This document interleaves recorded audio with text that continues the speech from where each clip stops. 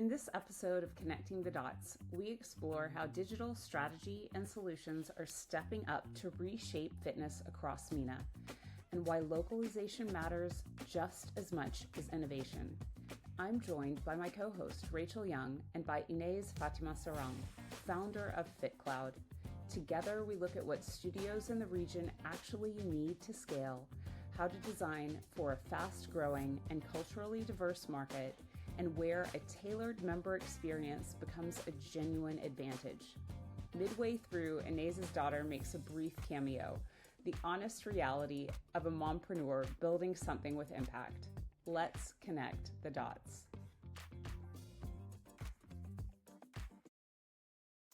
Welcome to this week's episode of Connecting the Dots. I am thrilled to have two wonderful women with me. My co-host, Rachel Young, joining me for the first time. And I'm so happy. And Inaze Fatima Sarang, who is many things in her life, but today she's going to talk about her company, FitCloud. So welcome. Now, looking back on your journey, Inaze, across South Africa, Oman, the UAE, Kuwait, what experience shaped both the operator and the founder you've become, and which dots connect that led you to founding FitCloud? So, first of all, Jen, thanks for having me on the podcast. And I'm so excited to be here with you and Rachel.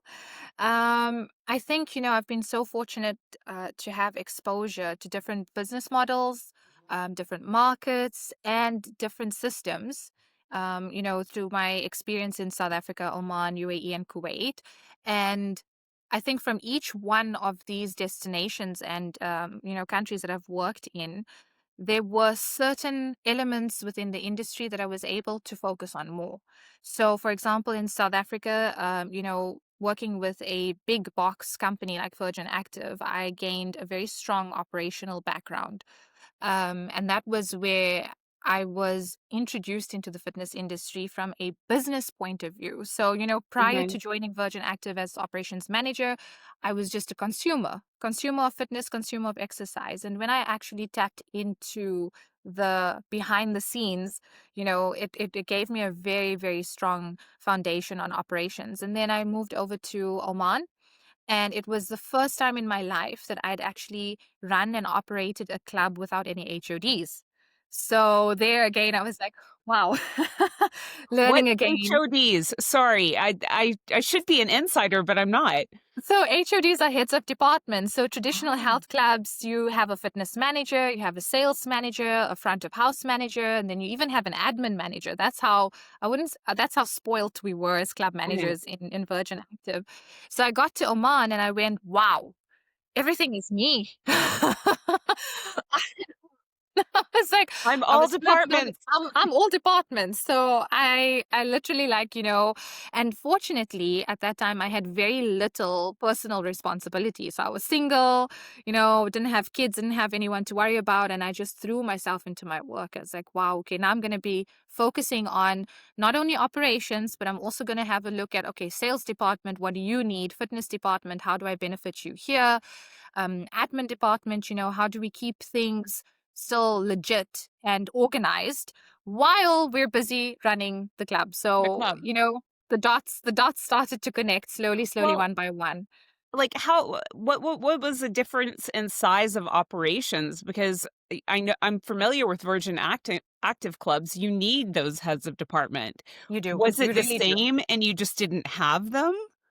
So I'll tell you what the biggest difference is in a big box gym. Your membership base is nothing less than 1,000 to 2 to 3, even 4,000 members in a club, right? And that would be you wouldn't, even the smallest club in the estate would have at least 1,500 members. In Oman, you have a smaller membership base. However, your market is very luxury. So you've got a higher level of expectation. So in South Africa, for example, you can expect to walk into a club and not find hand paper towels in the dryer, and no one would really make a big deal out of it. And then you're moving over to the Middle Eastern market where you've got a higher price point. you've got a more luxurious club that you're running. Mhm. A thing like not having hand paper towels is a big thing. So Yeah. The even though your details membership matter. base is not exactly, so even though your membership base is not that big, your Mhm. expectations are higher and you Mhm. have to execute. So either way, you should have, and this is something which I learned and which probably set me up for the position that I'm in now, is that, you know, your systems and your processes can sometimes set you up for failure or set you up for success. And this is one of the dots that started to slowly join. And then I got to Dubai and UAE, again, work for a big box brand. And I was fortunate to have HODs there. And Mhm. this is the point where I was like, okay, so now I'll take my time to understand the market better. Because now I'm Mhm. not so focused on, operations and sales and every single department. I'm going to learn about the market and how is the Middle East, how can we add value into the Middle Eastern market? And that's where I started to see the gaps with the members and the members experience, and how you can have a really amazing product, but if you're not able to localize it, and you're not able to deliver it in a dialect that the people of the region are speaking, Yeah. that's where you're going to sort of fall short, and your gap will start to show. And then obviously Kuwait was, this was the real training ground for, how I found myself becoming a founder and an entrepreneur, because I left all the structure and stability that I had in the UAE. And I Mhm. took on this challenge of helping our CEO and founder of building and, starting a business from scratch. So Mhm. never mind not having HODs, we didn't have head office. We didn't even have a marketing department. We didn't even have an IT or an HR department. So it was like real life entrepreneurship. Mhm. You basically on an island, you're playing survivor, and you're building everything from scratch. And so I was like, okay, so this is how it feels to be on an island and be stranded. And now you survive and you put things in place one by one by one by one. And at the same time, while you're putting things in place, you still have to deliver. You still have a market that wants to receive whatever service offering you're giving. So everything came together and everything was like super relevant to how FitCloud was developed, because each and every one of those steps in my journey brought me a skill and gave me a sort of sense of how things need to be done. And that's how we got to FitCloud today. So, Inez, I think you've had a great opportunity of moving from kind of the big box structured clubs where you had everyone to, help you with departments. Then you've moved to being the Lone Ranger and running everything yourself, which is the Wild West, isn't it? You learn so much. But not only when you did that transition did you move from having a team to not having a team, you also moved to different territories and regions. So that's a pretty exciting journey, and I appreciate it must have been really challenging. On that journey, what was the main thing that hit you that the systems and processes that were in place weren't actually working? Was it the fact that you were looking after everything yourself, or was it and that the solutions weren't in place, or was it the fact that you were moving from different regions and the solutions in place were not fit for purpose in the different territories? Thanks, Rachel. So I want to answer it as, there's sort of this little voice in the back of your head that always switches on and says to you, no, this has to be done a better way.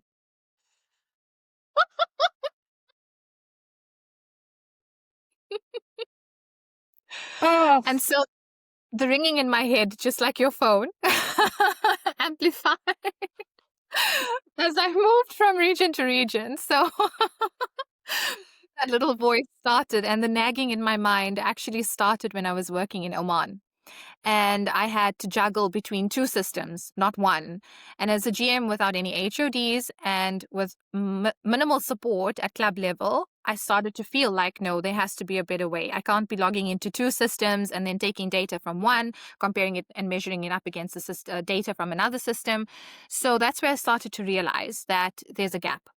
And got to UAE, and I experienced a similar sort of voice and a similar sort of nagging, listening to the market itself and realizing that even though we have a huge expat market in Dubai and UAE, there's still a majority of the market that doesn't get catered for in their home dialect and in their home language. And it just got louder and louder and louder, that little nagging in my head, when I got to Kuwait and started from scratch, supplier hunting and looking at different systems and different suppliers and how they cater for the Middle Eastern market. And then that's when the gaps became even more apparent. First of all, it started with localized support and being able to identify people who were online on Sundays and operational on Sundays. As you all know, Kuwait still works Sunday to Thursday, and Friday and Saturday are our weekends. So that actually initially became a deal breaker for us, where we went, no, anyone who's not available or able to provide support on a Sunday, X, just take them off the list from the beginning. And then we started to fine tune the supplier criteria, where we looked at, localized Arabic dialect available on the system. And for some odd reason at the time, we just couldn't find anyone who was able to localize and offer us a tech solution in Arabic and English. And that's sort of, it didn't go away, it didn't become a deal breaker. So we still signed up with suppliers who were able to deliver us a tech solution in English. But then the gap became bigger for me once I moved into my new role as central processes and audit manager, where I realized that because the majority of the market speak Arabic, because the majority of our team speak Arabic, comprehension of using the system and how beneficial the tools and system could be to them became bigger to close. That gap became bigger to close. And that's when I had that aha moment in my mind, where I said, localized support, and there has to be an Arabic dialect feature on the system. And that's how those two USP were born during my time here in Kuwait. So not my question, but it's just kind of led into this, if that's okay, as stand-in Of course. co-host. Of When you course it's said about okay. supplier hunting, were they actually trying to help you solve a problem, or were they trying to sell you a thing? Yeah, that's a very good question. And you know what I noticed is that people or suppliers, and again, I'm not painting everyone with the same brush, but majority of suppliers went, what do you want to know? They get on a call. They get on a call with you and they go, okay, so you're interested in our product. Tell me how it can help you. Let's dial this back a second, because I think you can go back to some systemic roots here. Like we're talking about fitness operators that that have rolled out a format that have loosely worked Yeah. in many markets. But the cultural comparison between European countries and possibly like South Africa, UK, US, Australia, the life cycles are very similar. And there are some major similarities in terms of consumer behavior. Yes. But when you go into the Middle Eastern market, where fitness is really like early stage, Yeah. and people's introduction to this kind of service is early stage, and you don't consider that many people who are being introduced to something new can be supported in their native language, like that's huge Mm. from a customer service perspective. And also I, I don't live where you live, so I don't know what your life is like, but I would be really curious about, with your different week, what does that mean in terms of rhythms? What does that mean in terms of, traffic in the gym? What's being used? What's not being used? How do you dial that in to really optimize member experience? It seems like it's an opportunity to learn rather than just kind of like drop and walk or sell and 100%. Yeah. Mm.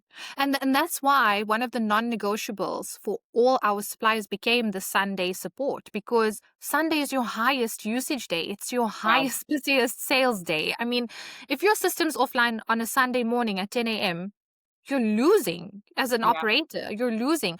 You're not able to, bring in, never mind the revenue, you're not able to change someone's life effectively at 10 a.m. On Sunday morning. And, that's a big, that was a big thing for us as a company, because we sat there going, well, we're not going to sacrifice customer experience Yeah. for a supplier who doesn't meet us, Where doesn't you meet the are. criteria. Yeah. Exactly. And so that's why, like, even localized dialect and Arabic features, we said, okay, it's something we could overlook, because that's on us as a team, right, Mhm. internally. And also the education to the members, like, okay, someone who hasn't exercised before, trying to get them to download an application and book a class on an application. But we were You like, have the we'll language. we'll do that. We'll do that labor of love. But again, you sort of reach a point 6 months in where you go, geez, I started on like 100 members and now I'm up to 1,000. And I can't sit for 15 minutes for each one of those 1,000 members and explain to them how to download the app and book a class, Yeah. because now I'm up to 1,000 people and I can't do it. So in the Volume. beginning we go, okay, cool, we can deal with it. It's a labor of love and we're gonna do and whatever. But then you get to 1,000 and you go, I'm sorry, this is not working. And that's just onboarding. Like, Yeah. that's just onboarding, and the thing is, like, you wanna take it away as many barriers as possible to get people into a new behavior and a habit, not create more potential barriers. Yes, 100%. And like, coming back to what Rachel was asking me about, you know, like, sorry, Rachel, what was your question again? I think it kind of covered it as well with what Jen said that you're actually you're not being sold a solution that's relevant to your Yes, territory or region, 100%. and Yes, actually it's something that you're having to shoehorn. And for Yeah. exactly. me to So sit again, they here, don't. So this was the gap that as well that I identified, is that, suppliers were more about, we know what we're doing. This is who we are. We've got these many clients, and we're so amazing. Just And listen to us. not even saying, okay, hi, tell me about what you need. How can we help you? How can they I won't lie, there was one or two that said, listen, we want to know about your business. What do you do? And then they listen, and it sort of felt like a sales script, because immediately, as soon as you're done doing your introduction and you're done explaining to them, they switch into this mode like, you need this, you need this, you need this, you need this, you need this, and this is how much we're going to bill you. And Mhm. so, it, and again, and then you sit there and you go, okay, but all of that is not available on a Sunday. And all of that is not available in Arabic. So Mhm. how are you actually solving Helping me. that?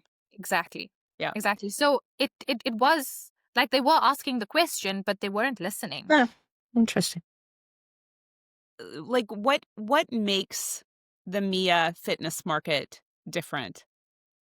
Like, what are the key differentiators that, suppliers need to understand if they really want to service this market?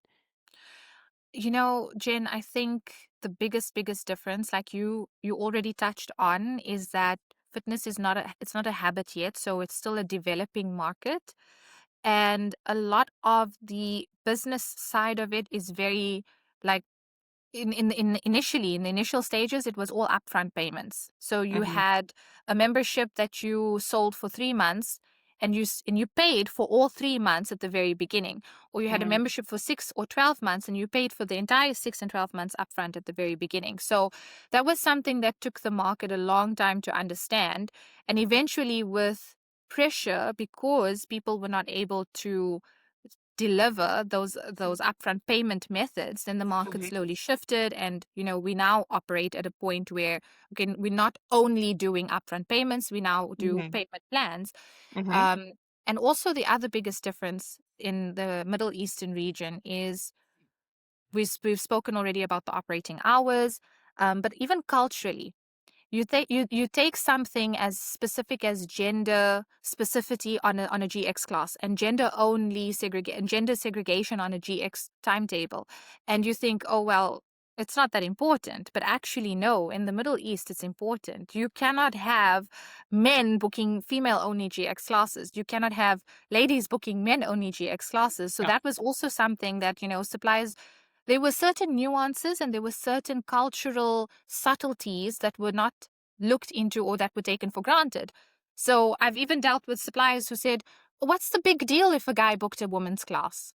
I Okay. mean, well, the big deal is I'll be in jail. Yeah. We'll get a fine.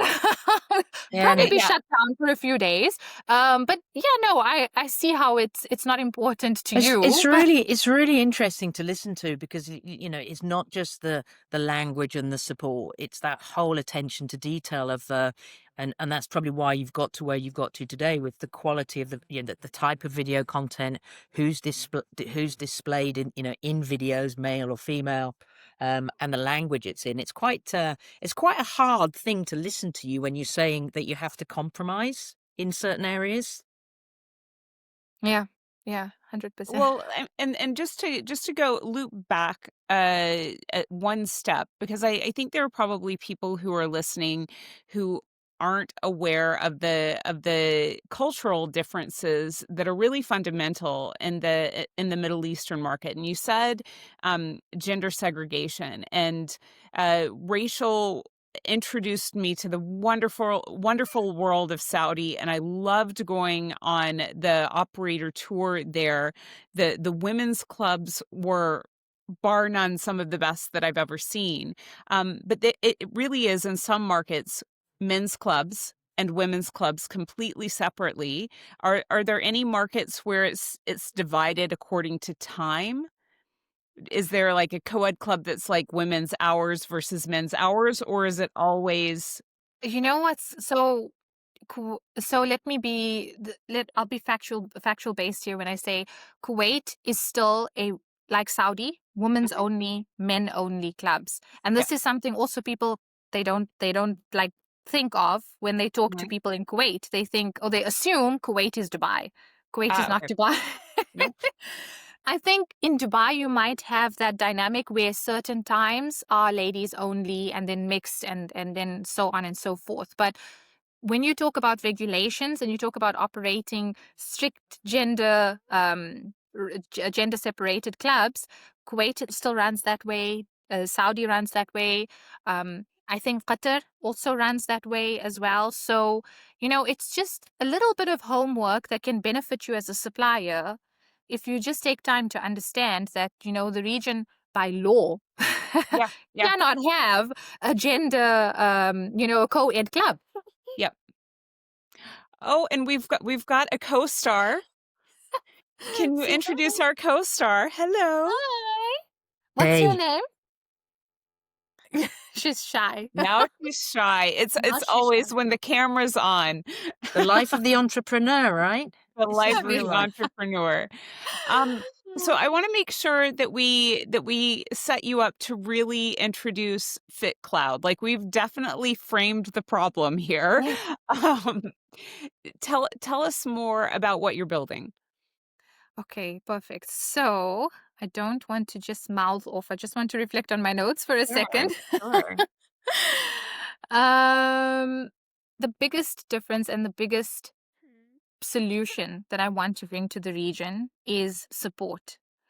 Yeah, And localized support for any club or any operator within the region that's open on a Sunday, open on a Monday, or even has a Monday to Friday week, yeah. because we have now Dubai that operate Monday to Friday, and then we have Saudi, Kuwait, Qatar, and the rest of the GCC who are operating Sunday to Thursday.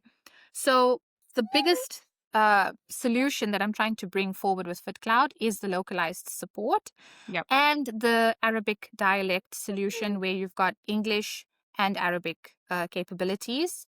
The third thing that I'm trying to improve is, efficiency and productivity and time management. And like I said to you, when I was running a club in Oman and I had no HODs and I had very little head office support, it makes a difference when you have a dashboard that shows you data and analytics at the click of a button.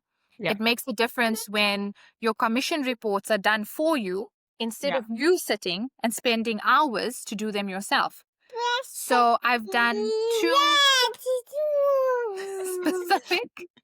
two specific features on the system that I feel will benefit club general managers greatly, or even boutique operators greatly. Analytics on the dashboard and system prompted commission calculations. And then I've also gone and I've incorporated a NPS rating system on the mobile app. So normally you have to pay extra or you have to plug in an additional tool to get NPS or get feedback from your customer base. I specifically included that for the beta version and for V1. Excellent. So obviously we're going to have, V2, we're going to have V3, V4. But for V1, I prioritized these 3 key elements. And FitCloud is CRM, it's ERP, it's NPS. Am I missing anything? And We've also got point of sales and inventory management as well. So, like I mentioned in Oman, I had 2 systems side by side, one point of sales and one CRM. So I said to the dev team, I was like, no, we need to make sure that everything is in one system. You have one point of sale, one inventory management, and one membership management system. So as a GM or as anyone actually, end user of the system, you're not logging into 2 or 3 separate portals. You've got everything in one centralized location. And I'm just going to give you a massive shout out for getting that out of your mouth while juggling your beautiful daughter. Thank you. I mean, this is real life, right? Yeah. Like the hustle of an entrepreneur doesn't stop, but you still are wearing multiple hats and living multiple roles in your life. Hello, gorgeous. Definitely. I think Next the value that question. you can bring to developing your product is immense because you've experienced firsthand the pain of the 2 different systems, the clunkiness of process. So you're very much set to create something really fantastic with FitCloud. Is there anything else that is a real no-brainer, for want of a better phrase, that you've actually stumbled upon, or that makes an operator's life so much easier, and you've just gone, look, let's just you've put that into FitCloud?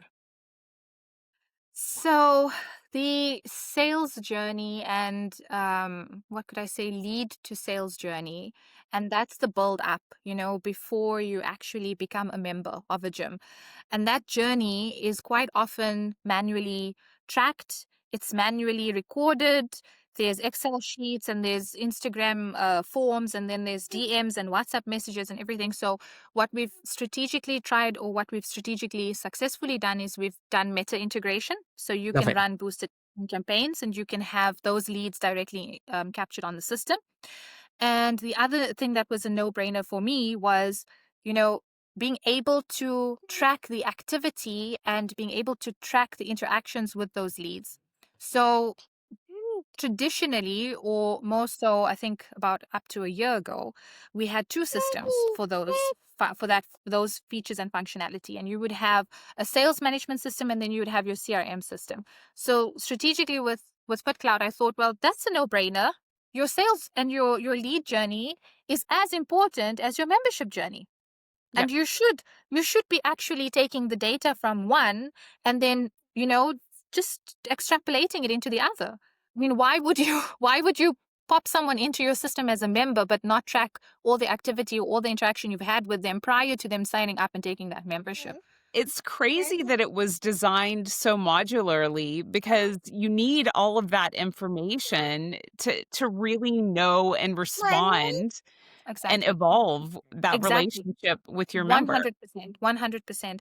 I do know, look, I do know that there are systems which are trying this data capture, or they are trying to, include both features and functions onto their system. But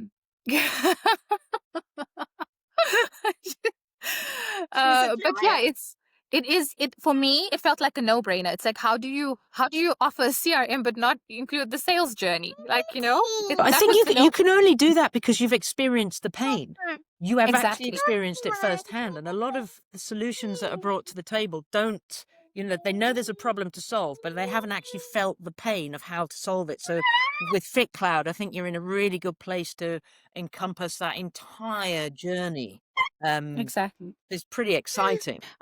So I've also worked for gym management software companies, and what I was always struck by is that huge separation between the development department and what actually happens in operations.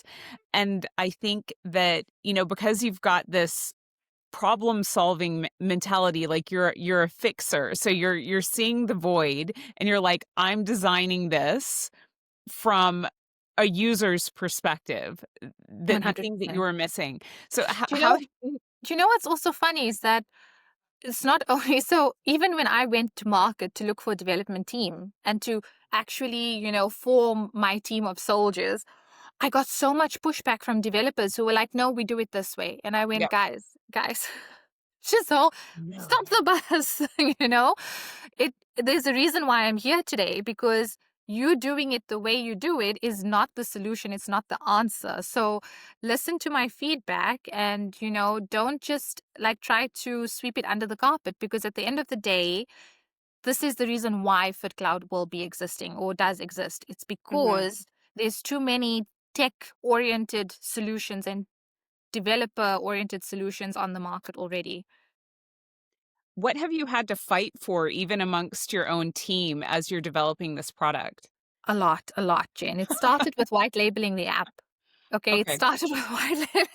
Why do you want a white labeled app? It's just you're getting brand. I'm like their argument to me.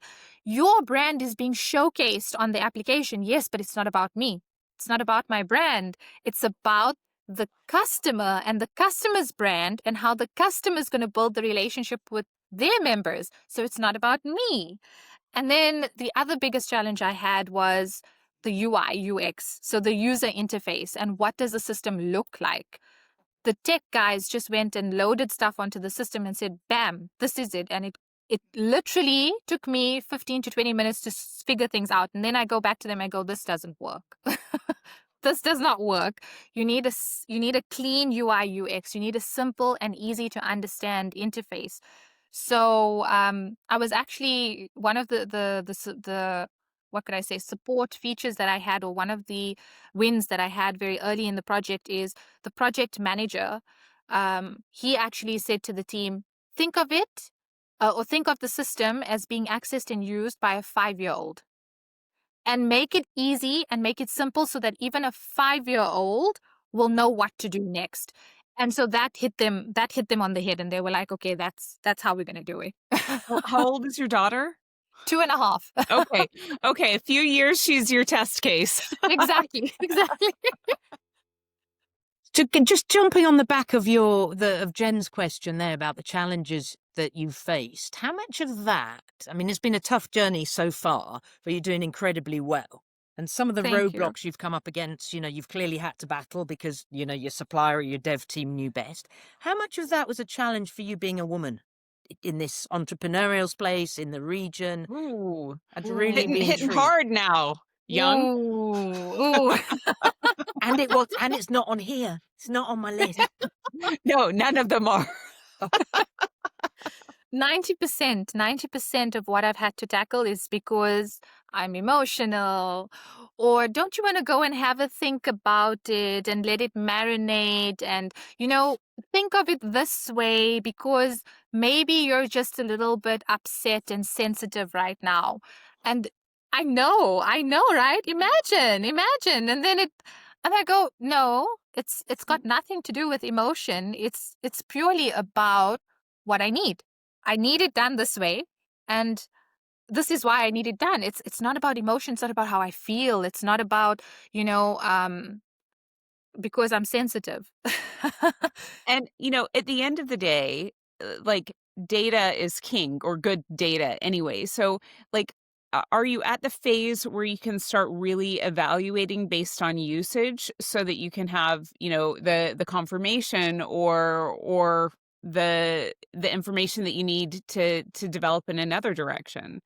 So, unfortunately, we don't have any data because we haven't officially established a strong customer base. So, at this point, it's purely just, industry experience backed data Mhm, that I can give mhm. them, that I can say, listen, XYZ company did it this way and this was the result, Yep. or ABC person did it this way and that was the result. So don't look at what I'm saying, look at what the market Yep. experienced or went through because of that way. But at this point in time, I don't have actual data that I can give them. But you do have, like, you have a load of experience in Exactly. multiple different markets. You've got from enterprise companies to startup companies to mid-market and everything in between. So I think from an expertise level in multiple markets, your word should be enough. Um, what what kind of companies, like, who's the target customer for FitCloud? Who's the perfect profile, or which profiles?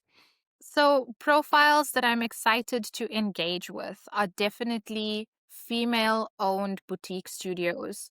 Okay. With multiple sites or single sites, doesn't matter. I'm really excited about that segment of the market. The second segment of the market that I really am excited about is small to medium fitness clubs. So, Mhm. offer fitness clubs that offer personal training, group exercise classes, membership options, and then obviously want to have a loyalty and retention program in place for their membership base. I'm not overly, I won't say, I'm looking at exploring franchises as well and Mhm. having the ability to cater to the franchise model. Mhm. But I would say that's going to be more for a 1 to Down the 2 year road. plan in the future down the road. At this immediate point in time, I am really excited about tapping into the, boutique studio and fitness, medium to small to medium sized fitness club offerings. You just said something that is really, again, not on my question sheet, but something I really want to highlight is the fact that you've got FitCloud as this all-encompassing solution, from start to finish, yeah, from lead generation all through the sales cycle, point of sale, everything. You've even got your reportings on commissions. You've just mentioned there about loyalty and rewards. Have you got Yes. loyalty? Tell me a little bit about that.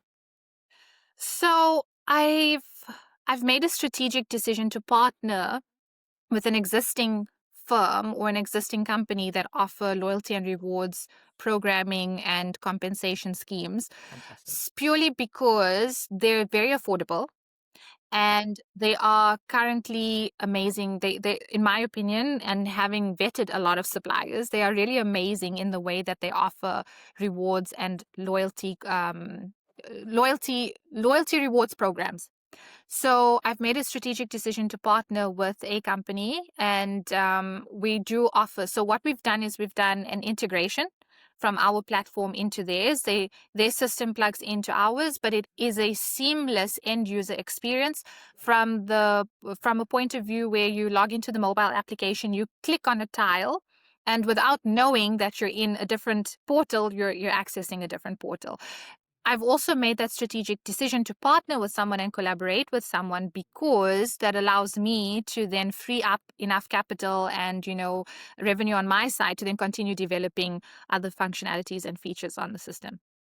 Yeah, Fantastic. and you've gotta focus on what you're gonna be excellent in your own system, right? So I think I Exactly. think that's smart. Are there It, any other are there any other integrations that you're interested in doing? Any key partnerships you're looking towards? yes, 100%. So this is also something that I strategically wanted to emphasize and bring to life with the FitCloud concept is that, you know, I don't know why, but suppliers are so shy to talk to each other and they're so shy to have relationships and go in together. And this is something, and tag team. So this is Mhm. something that I want to do differently with FitCloud. I'm integrating with a BI tool. So Fitness KPI, they're Mhm. an amazing team, and they're really good at what they do. And I want to be able to integrate with and plug into other sales management systems. There are so many other systems that don't do what I do, but do something different that could be even more, that could amplify and elevate the end user experience. And so this is where I say to clients, and what I want, and what I will say to clients is, give me your goal. Give me your ideal member journey, and let me do the homework of finding those people and those systems that plug into your member journey, so that I, as FitCloud, with my army behind me, come to you and say, this is an all suite solution. And we will do the hard work of integrating and understanding each other's systems and understanding each other's languages. And what we do when we partner up is we deliver you the solution that you need. So definitely collaboration and integrations are key, and it's a very big part of the FitCloud business. And that's why I've strategically sought out and started to seek out Fitness KPI, Keep Me. There's even there was another one as well that's sort of an AI agent that does exercise programs, My Wellness, Techno Gyms, My Mhm. Wellness ecosystem. So each and every one of these partners is very important to FitCloud as well, because like I said, I want to be able to go into a operator and say, let us do the hard work and partner, and we deliver you the solution that you need. And I think that kind of bridges nicely into digital leadership. And I know for the larger operators, you've got a handful of the big enterprise operators who have their own dev teams that are really leaning in to the digital side of things. But the majority of even medium size operators don't even have a digital roadmap. So Yes. if that's medium size, I can imagine, and I know because I've been a small business owner, you just don't have the bandwidth for, you know, creating that map. So what I love is that you're taking that role and helping them start to visualize like their omni-channel strategy, which they're probably it wasn't even in their reality because of capacity. So that's really good that you're doing that. Is that sustainable, or is that like the holding the hand of the members and translating the app to English? Like, is there a way that you can automate that for potential customers? There definitely is a way we can automate it for potential customers, 100%. There is a system, so a little secret that a top secret project that I'm working on in the background. We won't tell anyone. So yeah, even at FitCloud at our level, I am prioritizing automation and AI. And I think, if you're able to like give your vision, or you're able to tell or even just communicate your vision to an AI agent, and tell the AI agent, this is what I want, and then Hmm. have the AI agent tell you, this is how we're going to map it out for you, and this is where we start, and this is how we go forward from here. Hmm. So it will not just be me, it will not just be my brain and my thought process that's going to take the information and then relay it to the customer. It will be eventually an AI agent and an element of AI that will lead the Programmed by you. discussion. Yeah. Exactly, 100%. That will then lead the discussion into a digital roadmap for the customer, for the clients. And I love that because you're taking this process that is incredibly labor intensive, and you're finding a way to scale it and arming it with AI. So I really want to follow that story uh Awesome. as it develops. I think that's gonna give so much agency to small business owners because the 100%. customer expectation of a digital experience is so high, so they've got to be able to meet the demand. So I'm really happy that you're thinking about that. I've got Thank you. another little off-piece question for you. So, if you could just give me a couple of key things, I want some home truths here. You've got some massive experience in the sector, as a woman, as an innovator and as an entrepreneur. What would you say that global partners are coming to the region are absolutely missing? What's the one thing that they've got, or two things that they've got their blinkers on, and they come in and think, "Oh, I'm going to go there. It's a successful region, and I'm going to fly." I want the home truths. Funny enough, I met with a European supplier at Beyond Active Summit, and their product is amazing. No shadow of a doubt. The surprising part is their pricing structure. And I think the assumption is we go to Saudi and we have huge oil money, and we come to Kuwait and we have, huge, the strongest currency in the world. So everyone's got money. And so, the thing is, the pricing structure is so important. Yes, the region is more affluent and you do have less challenges with capital and funding, but people are still price sensitive. And Yeah. people are savvy, people are cost savvy. And you might assume that this ABC entrepreneur or operator is just going to blow money on your product or on your service because it's from Europe or it's from UK or US. But that operator is aware of what your competitors are charging. He or she is also aware of the value of the tool that you're offering. So you cannot take for granted that I'm operating in a region that's very affluent. So I'm going to call And there's a a very massive big trust element there as well, isn't there? Yeah. Relationships. Yeah. 100%, 100%. And also the thing is they don't localize their pricing. That's the other thing, I met with a lot of suppliers and they were all like, "Oh, it's X USD, 3,000 USD, 10,000 USD, 5,000 USD." And you're assuming that boutique studio operator on the corner is going to be able to sit and take, okay, USD and convert to their currency and go, okay, okay, okay. All right, now I'm going to pay you X amount this month. So I think it's two elements that you need to, as an international supplier, take into consideration, is that you're not going to be able to pull the wool over people's eyes. Operators are very price savvy. And the other thing is that you have try to localize your pricing. Just making that small tweak or that small adjustment, it means that to that operator, oh, okay, so they understand the market. They've done a little bit of research or homework.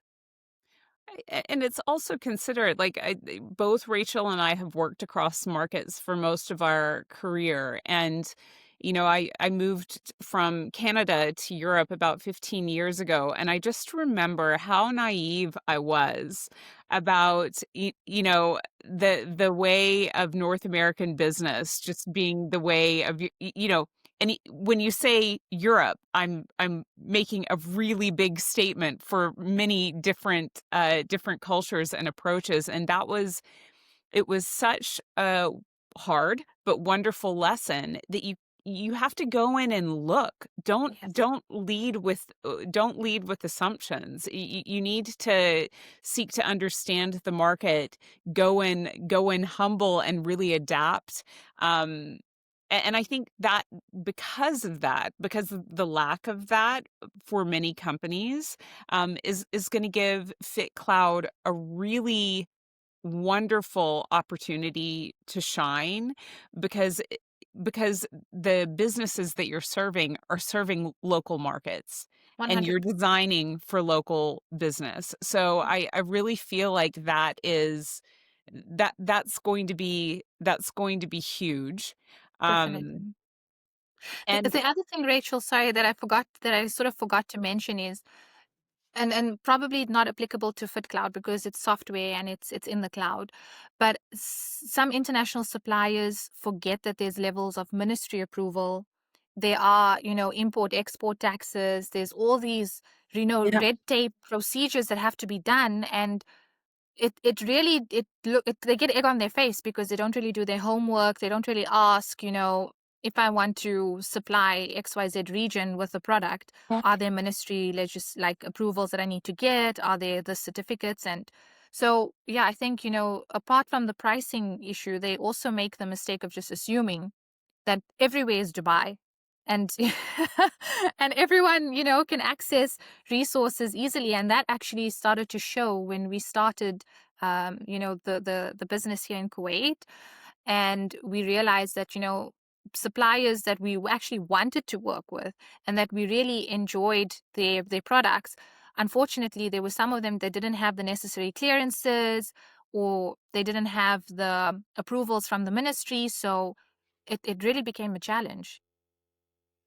So Inez, I've seen you so many times over the years at different shows, and you're always you're a grafter. My perception is, you work incredibly hard, and you're always connecting with people and talking. I've got this incredible smile, and clearly the product that you've got really solves a problem. It's absolutely excellent, and I'm excited for you about what you've created and where it can go. My question sitting here a bit, and it'll be my last one, I promise. Why? What gets you out of bed in the morning? Why are you so ferociously committed to making things easier and slicker and better? My why? That's always a deep question. I always get very shy when people ask me this question. Because my why is something deeply personal. And the major thing that drives me and pulls me out of bed in the morning is a concept of legacy, Mm. and being able to bring a solution to the industry that will be able to set the ground or set the foundation for a strong legacy of similar thought and similar leadership styles. I'm not saying that I want to be the Mother Teresa of the fitness industry, but I am saying that it's got to start somewhere, and Mhm. it's got to have like a knock-on effect. So if I'm able to solve a problem and bring a solution to the region, and I'm female and I'm a mom and I'm challenging all these stereotypes, then another young lady sitting in another region somewhere is going to go, hang on, I can also do that. Or maybe I ask her, how did she do it? So then I do the same, and then maybe even accelerate my journey because I'm learning from her mistakes. So I'm going to, be able to achieve what I want to achieve even quicker.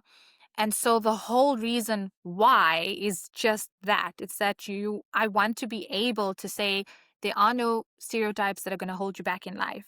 There are that it will be tough, the journey will be difficult, but you've got to persevere and be resilient and keep on trying. And that even as a female entrepreneur, career woman, mom, you can still accomplish great things. You can be productive, you can give a solution, you can be useful. And I think the whole idea of being useful and leaving a legacy and doing something solution oriented just stems from the fact that, I grew up with a very poor support structure. I grew up in an environment where I was in survival mode for majority of my life.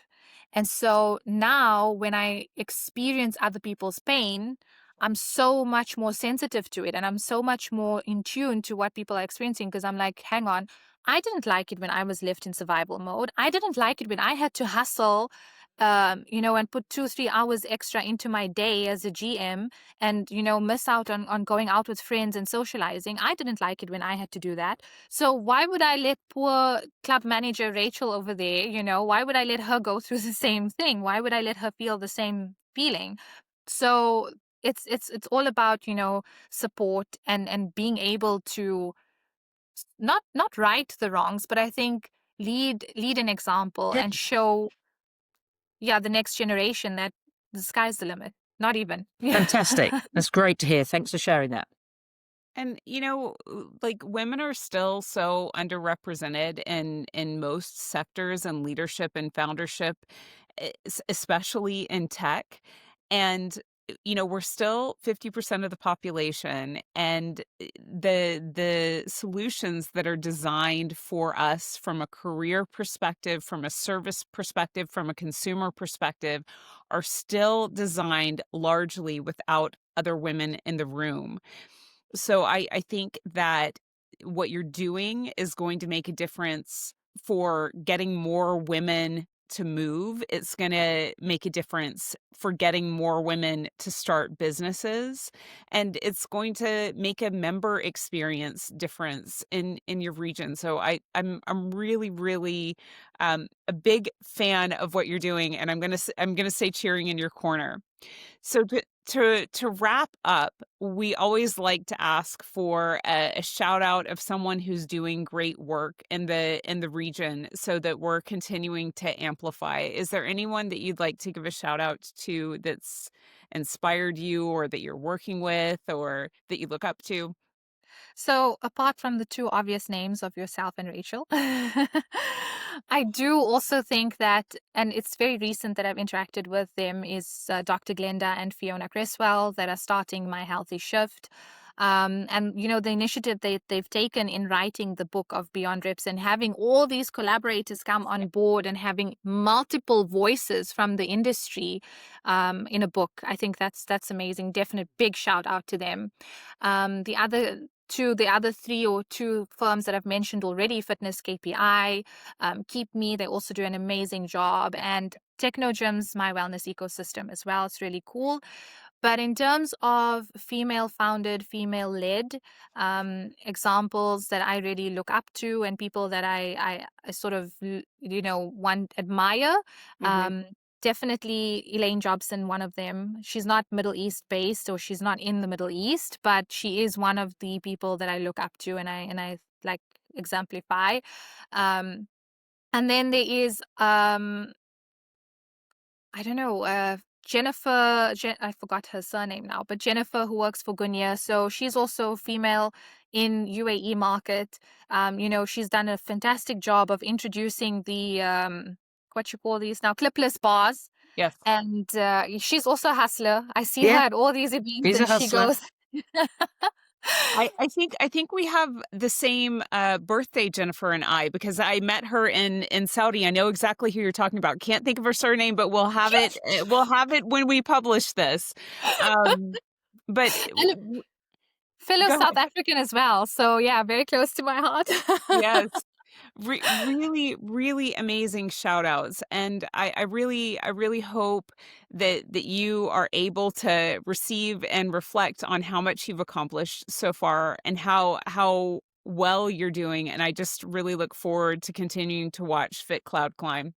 Thank you. Thank you so much, Jennifer. And a huge shout out to you and Rachel as well. I mean, Rachel has been on my radar for the longest time ever. And I think I told her that when I met her in Beyond Active for the first time. I was like, I watch you on LinkedIn, I stalk you. And now you're here. Oh, brilliant. Rachel So is like the most connected person I know, and I mean that from a network perspective, and also from a just like elevated human perspective. So this has been a really joyfully messy. I mean, let's just lean into the mess and laugh at it, because it was fun. It was a lovely episode, and I thank you both, and I know we're going to do it again in the not too distant future. definitely, definitely. Thank you so much for the opportunity, and thank you for the experience. Thank you. Awesome. Thanks for listening to Connecting the Dots. If today's conversation gave you something to think about, share it with someone who'd enjoy it too. You can find all of our episodes on Spotify and Apple Podcasts. And if you follow the show, leave a rating. It helps more people discover our work.